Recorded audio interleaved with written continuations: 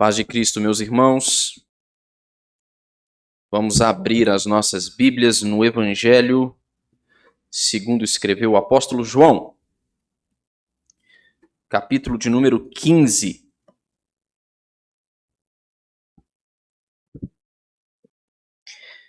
Evangelho segundo escreveu apóstolo João, capítulo de número 15. O texto para a nossa meditação de hoje vai dos versos de número 9 até o verso de número 17. João 15, de 9 a 17. Eu farei a leitura, os irmãos podem acompanhar em silêncio, lembrando aos irmãos que a versão que eu utilizo aqui tem algumas pequenas diferenças da versão que possivelmente você está usando aí, mas nada que vai comprometer aí a sua compreensão do que diz o texto. Depois de lermos o texto, aqueles que puderem, mantenham suas Bíblias abertas para que a gente passe à exposição do texto da Sagrada Escritura. Nos diz assim a palavra de Deus: como o Pai me amou, também eu amei vocês. Permaneçam no meu amor. Se vocês guardarem os meus mandamentos, permanecerão no meu amor, assim como também eu tenho guardado os mandamentos de meu Pai, e no seu amor permaneço. Tenho-lhes dito estas coisas para que a minha alegria esteja em vocês e a alegria de vocês seja completa. O meu mandamento é este: que vocês amem uns aos outros, assim como eu os amei. Ninguém tem amor maior do que este, de alguém dar a própria vida pelos seus amigos. Vocês são meus amigos se fazem o que lhes ordeno. Já não chamo vocês de servos, porque o servo não sabe o que o seu senhor faz. Mas tenho chamado vocês de amigos, porque tudo o que ouvi de meu Pai eu lhes dei a conhecer. Não foram vocês que me escolheram. Pelo contrário, eu os escolhi e os designei para que vão e deem fruto, e o fruto de vocês permaneça, a fim de que tudo o que pedirem ao Pai em meu nome, ele lhes conceda. O que eu lhes ordeno é isso: que vocês amem uns aos outros. Feche os seus olhos, curve a sua cabeça, uma vez mais, nós iremos falar com o Senhor. Pai bendito, nós te louvamos, ó Deus, por sua bendita graça, por nos encontrarmos aqui nesta noite para prestarmos culto ao Senhor. Daqui a pouco nós vamos participar da mesa de nosso Senhor Jesus Cristo. Senhor, nós somos gratos ao Senhor por tudo aquilo que o Senhor tem feito por nós.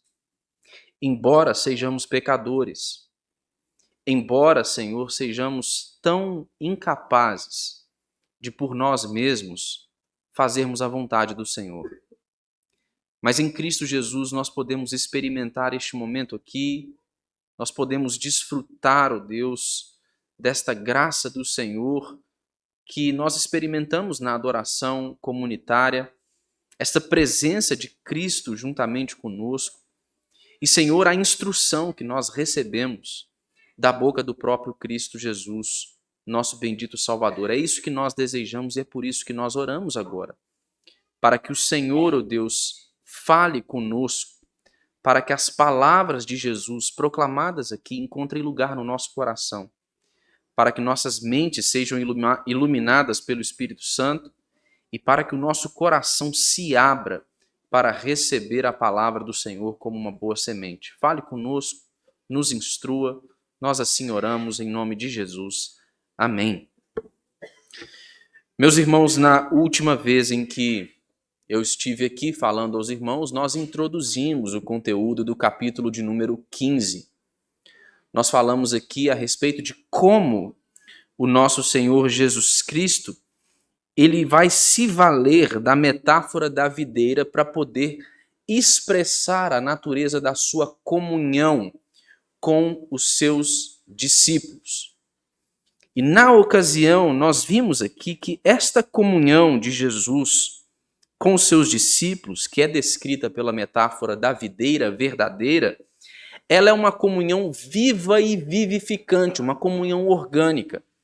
A ponto até mesmo de Jesus chegar a dizer para os seus discípulos que eles não têm condições de fazer qualquer coisa que seja, não sendo por causa de Jesus Cristo. Ele diz que sem ele, os seus discípulos não poderiam fazer coisa alguma. Jesus ele expressa a sua comunhão com seus discípulos. E esse texto também, do capítulo 15, expressa a doutrina da nossa união com Cristo de uma maneira tal que nós somos empurrados para dentro desse mistério, dessa comunhão misteriosa com Jesus, em que, de alguma maneira, Ele está em nós e nós estamos nele.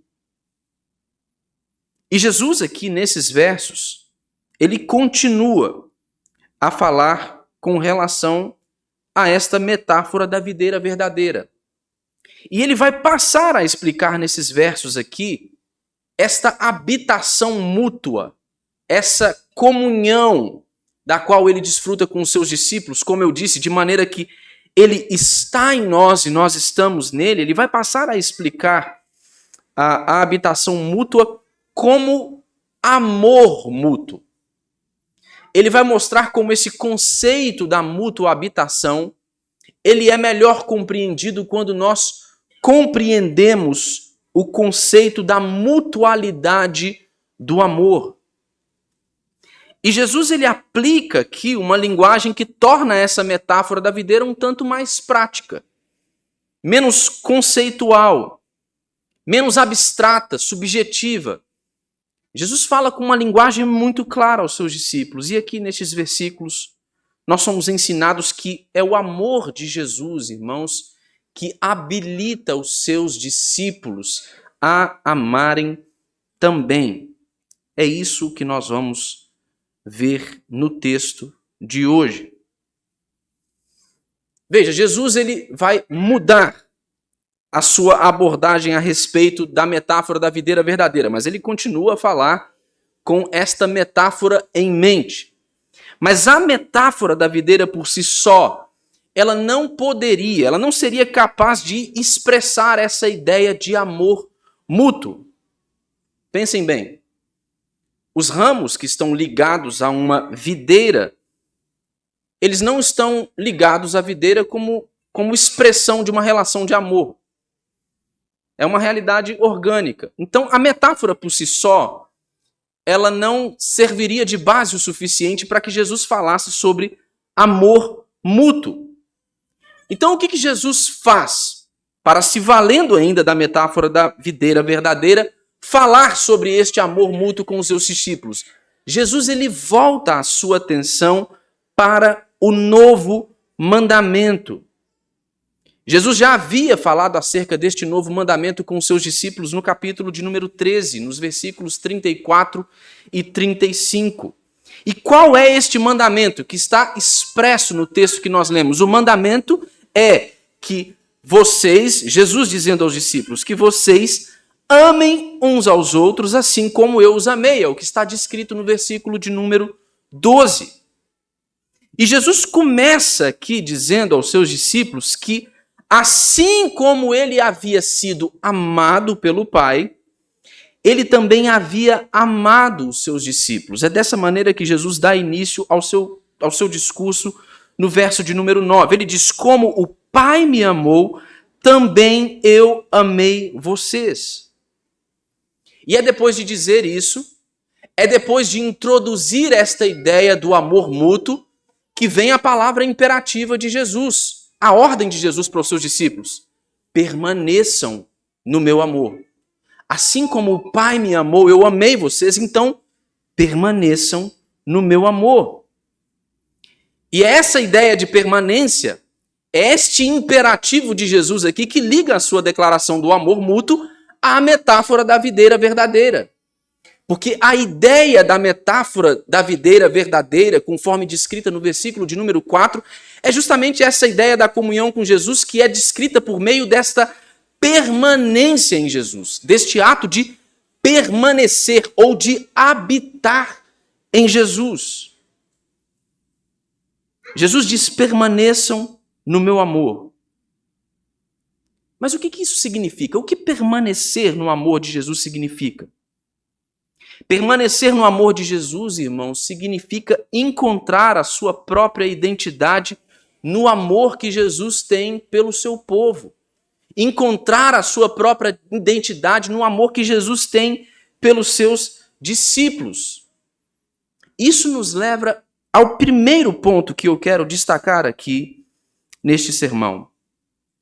Isso nos leva a considerarmos que o amor de Jesus, irmãos, ele é o fundamento da nossa verdadeira identidade. E essa realidade de que o amor de Jesus, ele é o fundamento da nossa verdadeira identidade, ela é expressa através da maneira como Jesus fala a respeito da sua relação com os seus discípulos. Volte a sua atenção para os versos de número 13 até o verso de número 15. Jesus está falando com os seus discípulos, não como quem fala a servos somente, mas Jesus fala que os seus discípulos são seus amigos. Jesus chama os seus discípulos de amigos. Jesus está redefinindo a identidade dos seus discípulos. Jesus está mostrando como a sua comunhão e como essa relação de amor com Jesus define a identidade dos seus discípulos. Se nós permanecemos no amor de Jesus, então nós somos mais do que servos de Jesus, nós somos amigos de Jesus. E essa declaração de Jesus é surpreendente, irmãos. Essa declaração de Jesus é surpreendente porque não é qualquer pessoa que está falando isso. Não é qualquer pessoa que está dizendo essas palavras. É o Filho de Deus quem está falando dessa maneira. É o Filho de Deus que está se voltando para os seus discípulos, afirmando que eles são seus amigos. Pensem um pouco nisso. Pensem, reflitam um pouco a respeito do peso que essas palavras de Jesus têm. Em nossa sociedade, a sociedade humana em que nós vivemos, em todas as épocas e também no nosso tempo, não é tão comum, irmãos, e nem é mesmo fácil que homens e mulheres, eles uma vez estando em posições sociais muito distintas, eles desfrutem de amizade verdadeira uns com os outros. Isso não é muito comum. E nem mesmo fácil. Homens que são mais cultos, por exemplo, raramente eles desfrutam de amizade, eles são companheiros próximos de pessoas mais incultas. Isso não é tão comum, nem mesmo fácil. O natural é que pessoas em posições sociais semelhantes, elas andem ali com pessoas que também estão na mesma posição que elas. Somente assim elas podem desfrutar de alguma comunhão com essas pessoas. Pensem em pessoas em uma posição social realmente elevada. Normalmente essas pessoas acabam ficando mais isoladas. Ou porque a própria posição dessas pessoas acaba sendo o motivador deste isolamento, ou porque essas próprias pessoas elas acabam isolando a si mesmas. Então elas ficam isoladas, seja pela pressão da posição delas, ou porque elas se isolam. E essas pessoas, em uma posição social tão elevada, que estão tão isoladas, é muito mais fácil para elas serem admiradas do que propriamente serem amadas e conhecidas por amigos. Se na nossa sociedade já existe essa dificuldade de estabelecermos uma relação próxima, de amizade sincera, com pessoas que pertencem a posições sociais, às vezes muito diferentes das nossas, pensem na nossa posição em relação a Jesus, o Filho de Deus. Irmãos, não importa o quanto as nossas posições nos distanciem uns dos outros, nenhum de nós se encontra em uma posição que esteja tão acima dos outros quanto Jesus Cristo está acima de todos nós. No entanto, irmãos, apesar de toda esta infinita superioridade de Jesus, seja em termos de ser, em termos de posição, em termos de poder, de autoridade, de conhecimento, de majestade, Jesus olha para os seus discípulos e diz para eles assim: vocês são meus amigos. O amor de Jesus, irmãos, ele redefine a nossa identidade. O amor de Jesus é a fonte da nossa verdadeira identidade. Nós só podemos compreender de fato quem nós somos. E nós somente podemos desfrutar de paz com essa realidade revelada de quem nós somos quando nós vemos a nossa própria vida dentro desta relação de amor com Jesus. A maneira através da qual nós somos identificados como amigo de Jesus, ela não somente mostra que o amor de Jesus ele define nossa verdadeira identidade, mas ela nos mostra uma outra verdade. Porque a maneira através da qual nós somos identificados como amigo de Jesus, ela é descrita neste texto aqui como sendo a obediência aos mandamentos de Jesus. Quando é que nós sabemos que somos amigos de Jesus? Como é que nós podemos permanecer no amor de Jesus? Obedecendo a Jesus. Veja o que Jesus disse no versículo 14. Ele disse: vocês são meus amigos se fazem o que eu lhes ordeno.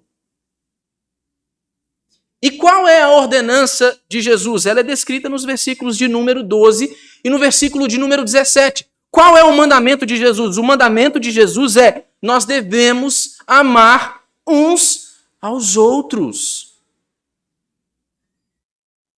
É obedecendo a esse mandamento que os discípulos de Jesus irão permanecer em seu amor, representando esta sua nova identidade em seu relacionamento uns com os outros. Prova de que isso é verdade é que o próprio Cristo já havia afirmado isso.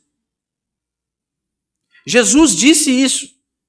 No verso de número 10, ele diz: se vocês guardarem os meus mandamentos, permanecerão no meu amor, assim como também eu tenho guardado o mandamento de meu Pai e no seu amor permaneço. E Jesus havia deixado isso ainda mais claro no capítulo anterior, no capítulo de número 13, no verso 35. Ele disse que nisto todos conhecerão, dizendo aos seus discípulos: nisto todos conhecerão que vocês são os meus discípulos, se tiverem amor uns pelos outros. Permanecer no amor do Pai para Jesus não era uma coisa passiva. Envolvia obediência à vontade soberana de Deus. Envolvia obediência aos mandamentos de Deus. E o mesmo, irmãos, é verdade para os discípulos de Jesus. Eles permanecem no amor de Jesus quando eles guardam os mandamentos de Jesus. Eles desfrutam desta nova identidade verdadeira em Jesus como amigos de Jesus, se eles obedecem às palavras de Jesus. Contudo, essas palavras de Jesus, irmãos, elas não refletem somente o nosso dever como seus discípulos de obedecermos os seus mandamentos. Mas essas palavras de Jesus também apontam para uma outra verdade deste texto. A verdade de que o amor de Jesus é a garantia da obediência frutífera dos seus discípulos. Veja só, no versículo de número 16, nós vamos ver Jesus dizendo aos seus discípulos que a sua designação para os seus discípulos é para que os seus discípulos vão e deem fruto, e não qualquer tipo de fruto, um fruto que permaneça. E à luz de todo o contexto do discurso de Jesus aqui, nós podemos concluir que o que essa frutificação reflete, de um modo geral, é a nossa obediência às palavras de Jesus, que faz com que nós sejamos imitadores de Jesus. Então, de um modo geral, não específico, o que significa dar fruto e fruto que permaneça? Significa imitar a Jesus, obedecer às palavras de Jesus, guardar os mandamentos de Jesus, fazer o que Jesus manda. Nós vimos, no último sermão que eu preguei aqui, que o fruto, nós vimos essa mesma verdade, que Jesus chama os seus discípulos para darem frutos. Mas nós vimos naquela ocasião que o fruto na vida dos discípulos, ele não diz respeito e não é definido simplesmente por aquilo que os discípulos fazem. Mas o que eu disse é que os frutos na vida dos discípulos, eles dizem respeito à vida de Jesus sendo gerada nos seus discípulos. Então o que é dar fruto? Não é fazer coisas. Dar fruto é ser alguém. É ser como Jesus. Logo após Jesus destacar aqui essa sua ordenança de amarmos uns aos outros, no versículo de número 12, Jesus ele não vai explicar de maneira muito prática o que significa necessariamente amarmos uns aos outros. Tá, Jesus, as suas palavras, os seus mandamentos, os discípulos poderiam talvez perguntar, vocês devem amar uns aos outros. Mas o que é isso? Como é que nós amamos uns aos outros?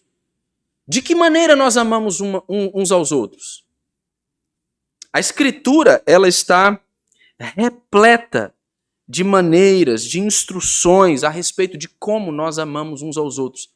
Mas Jesus, ele dá a ordem aos seus discípulos que amem uns aos outros, mas nos versos seguintes ele vai passar a falar a respeito do seu próprio amor pelos discípulos. Ele não explica para os discípulos como é que eles vão amar uns aos outros.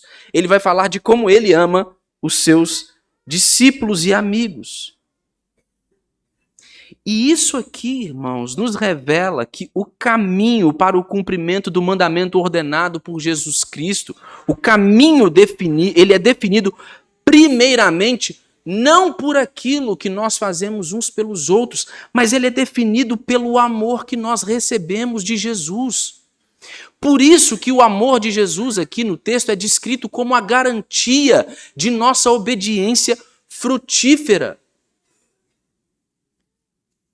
Nós não vamos demonstrar a nossa capacidade de guardarmos as palavras de Jesus simplesmente por meio daquelas coisas que fazemos. É claro, amar pessoas envolve atos concretos, mas a realidade deste amor, o solo em que este amor floresce, é o amor de Jesus. O amor de Jesus é a garantia de que nós vamos obedecê-lo e de que nós vamos dar frutos. Para que nós amemos uns aos outros, a gente não deve se basear, meus irmãos, em qualquer outro modelo de amor que não seja o modelo do amor do próprio Cristo.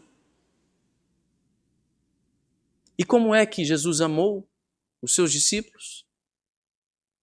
João disse isso ao narrar o início desse discurso de despedida de Jesus, no capítulo de número 13, no verso de número 1. Ele disse que Jesus amou os seus discípulos até o fim e amou aos seus discípulos ao ponto de entregar a sua própria vida por eles.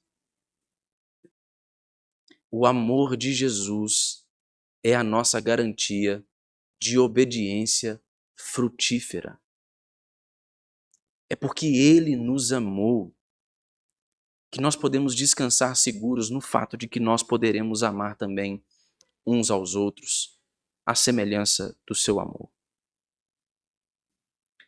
Toda essa realidade a respeito das nossas identidades, a respeito da nossa obediência, tudo isso fundamentado no amor de Jesus, reflete a última e mais importante verdade a respeito deste texto.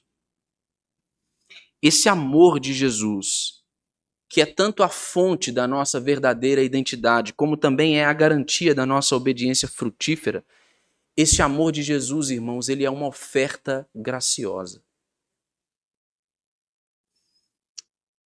Observe o versículo de número 16. Aqui nós temos uma clara alusão à doutrina da eleição. Jesus diz no versículo de número 16 que não foram os seus discípulos que o escolheram, mas eles foram escolhidos por Jesus. Esta escolha de Jesus revela o seu amor como sendo uma oferta graciosa. Essa declaração de Jesus aqui, ela é refletida com uma mesma ênfase pelo apóstolo João na sua primeira epístola, no capítulo de número 4, no verso 10. Ele diz: nisto consiste o amor, não em que nós tenhamos amado a Deus, mas em que Ele nos amou e enviou o seu Filho como propiciação pelos nossos pecados. Irmãos, não foi a vontade dos discípulos que fez com que eles viessem a se tornar amigos de Jesus. Eles não se tornaram amigos de Jesus porque eles se esforçaram bastante para isso, porque eles queriam muito isso. Eles se tornaram amigos de Jesus porque Jesus os escolheu. Foi Jesus quem os escolheu. E assim como Jesus escolheu especificamente os 12 para andarem juntamente com ele, para aprenderem juntamente com ele, é também verdade, irmãos, que todos os crentes foram escolhidos por Deus antes de sua conversão, tendo sido também designados para darem frutos. Paulo nos ensinou isso em sua carta aos Efésios, no capítulo de número 1, no verso 14. Paulo disse que nós fomos escolhidos em Cristo antes da fundação do mundo. E no capítulo de número 2, ele diz que nós fomos escolhidos em Cristo, salvos pela graça, para trilharmos o caminho das boas obras, para darmos fruto. Mas não fomos nós que escolhemos sermos amigos de Jesus. Jesus nos escolheu. Uma oferta graciosa. Mas há um outro indicativo neste texto do amor de Jesus como uma oferta graciosa. Está descrito aí no verso de número 13. Há uma alusão clara à doutrina da eleição, mas agora no verso de número 13 nós temos uma clara alusão à doutrina da expiação definida ou da expiação limitada. Jesus diz no versículo de número 13, observe aí: ninguém tem maior amor do que este, de dar a alguém a própria vida pelos seus amigos. Irmãos, no mundo antigo, a amizade era algo muito importante. Naquele contexto, a amizade envolvia compartilhar confidências, envolvia compartilhar até mesmo as posses. E em casos mais extremos, a amizade no mundo antigo, ela envolvia até mesmo dar a vida por um amigo. E o amor de Jesus é descrito aqui dessa maneira extrema. Ele é aquele que dá a vida pelos seus amigos. A doutrina da expiação limitada, ela é o resultado lógico da doutrina da eleição incondicional, irmãos. O cordeiro que foi morto, ele foi o cordeiro sacrificado pelas pessoas listadas no livro da vida do cordeiro. É o que está descrito no livro de Apocalipse. Jesus Cristo, o Filho de Deus, ele morreu na cruz especificamente por aqueles que o Pai havia escolhido antes da criação e havia entregado a ele. A obra de Jesus na cruz não é uma obra de salvação hipotética, para crentes hipotéticos, mas é uma salvação real, é uma salvação definitiva e é uma salvação destinada ao próprio povo escolhido de Deus. Jesus é aquele que dá a sua vida pelos seus amigos. Irmãos, Jesus sabia precisamente por quem ele iria morrer. Jesus havia declarado isso no capítulo 10 do Evangelho de João. Ele é o bom pastor, e o bom pastor dá a vida por suas ovelhas.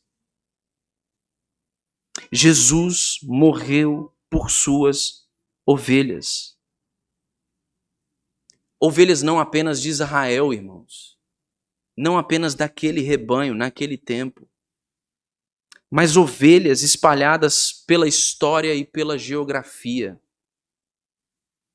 Ovelhas que, se de fato você acredita, que se você crê verdadeiramente, não são simplesmente ovelhas como você, mas são ovelhas que, na verdade, são definitivamente você. Jesus morreu por você. Jesus não morreu por um grupo subjetivo, abstrato e hipotético de pessoas. Jesus sabia quem nós éramos. Fomos nós crucificados com Ele, em nossa união pelo Espírito.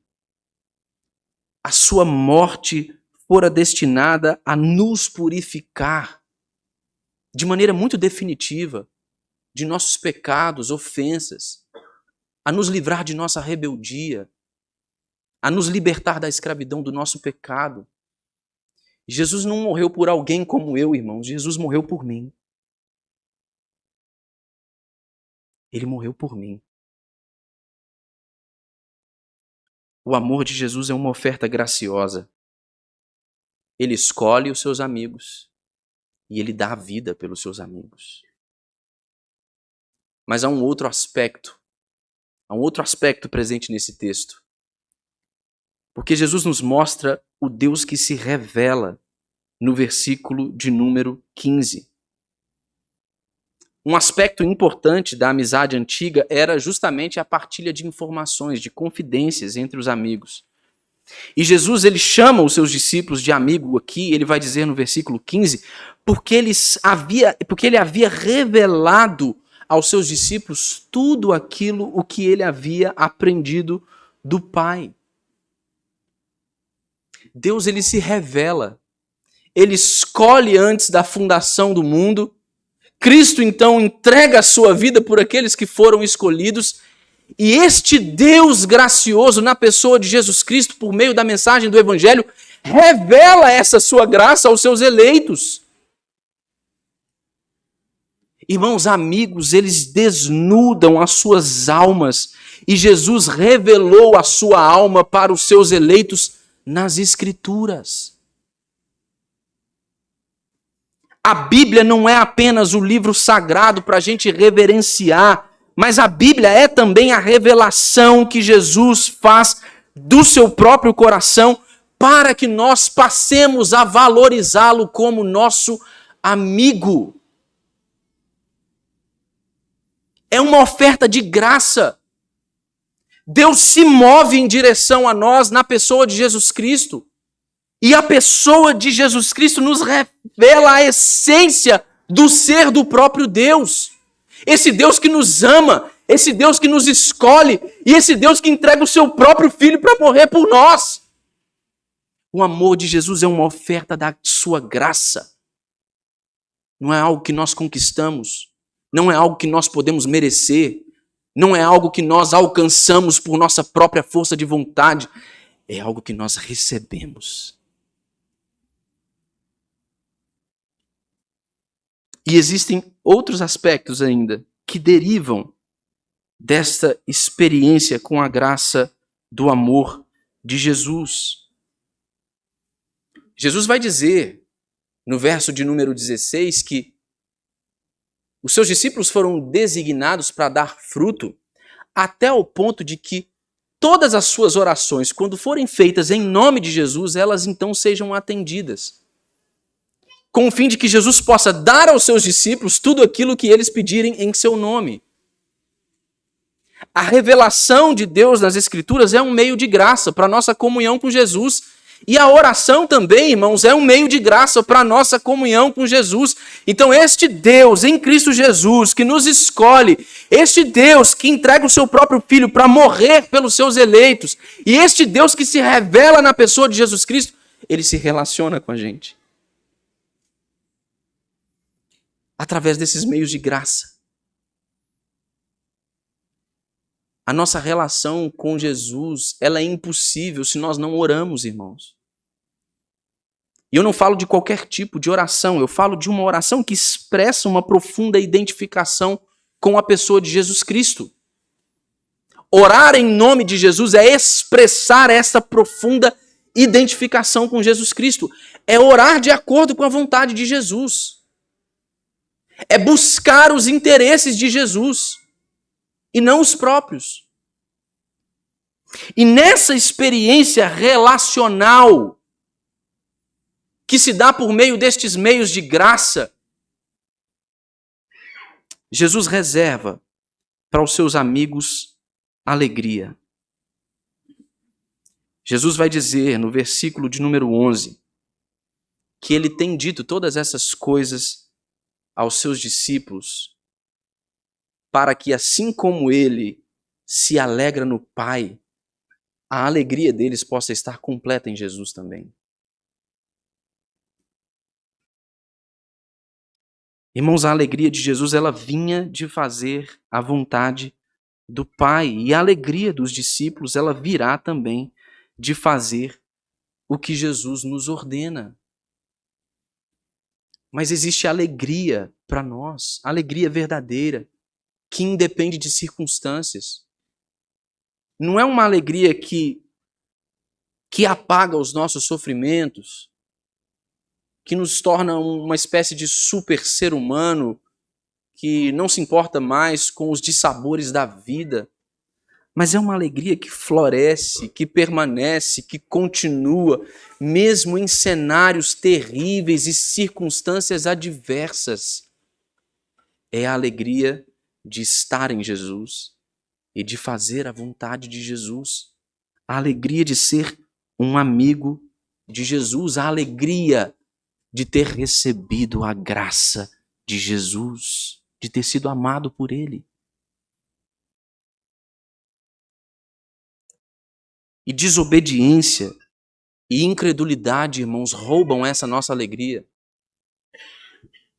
É por isso que Davi, o salmista, no capítulo 51 que nós lemos, ele pede ao Senhor para que restitua a alegria da salvação nele, em seu ato de confissão e contrição por seu pecado. Desobediência e incredulidade roubam a nossa alegria. Mas o amor de Jesus é uma oferta de sua graça. E Ele tem essa alegria disponível para nós. Para todos nós, seus amigos, que permanecemos no seu amor. Pensem por um instante, irmãos. Nós somos pecadores, todos nós. Nós somos culpados diante do Criador soberano. Todos nós somos quebradores do pacto. Todos nós somos quebradores da lei do Senhor. Com tudo que nós aprendemos com o texto que lemos aqui, sobre o qual refletimos hoje, irmãos, é que Jesus ele pagou com o seu sangue o preço pela nossa redenção. E este sacrifício, esta oferta da graça de Deus em Cristo Jesus, não é um sacrifício indefinido. Não se trata de um sacrifício abstrato. Jesus morreu pelos seus amigos. Jesus não nos amou com um amor indefinido. não nos amou com um amor subjetivo. Jesus nos amou com um amor concreto e definitivo. E quando nós contemplamos o amor de Jesus, então, irmãos, nós somos também levados a amar uns aos outros a partir deste amor com que ele nos amou primeiro. Nós nos tornamos amigos amados, amando uns aos outros. Eu quero recordar novamente o texto da primeira epístola de João, no capítulo 4. Mas não somente o versículo de número 10, mas também o verso 11, que diz: nisto consiste o amor, não em que nós tenhamos amado a Deus, mas em que ele nos amou e enviou o seu Filho como propiciação pelos nossos pecados. Amados, se Deus nos amou de tal maneira, nós também devemos amar uns aos outros. Se Deus nos amou de maneira específica na pessoa de Jesus Cristo, nós devemos amar uns aos outros também de igual modo. Nós não operamos e não devemos operar, irmãos, por um senso vago, positivo de que a gente ama as pessoas. Por um emocionalismo ou um sentimentalismo barato. Nós devemos operar a partir de um senso específico de amar as pessoas à nossa frente. E nós amamos através de ações concretas e intencionais. Porque amor, irmãos, envolve especificidade. Amor envolve tangibilidade. Amor envolve sacrifício. E Jesus é o bondoso amigo que dá a vida pelos seus amigos. Que o Senhor aplique a sua palavra ao nosso coração. Amém.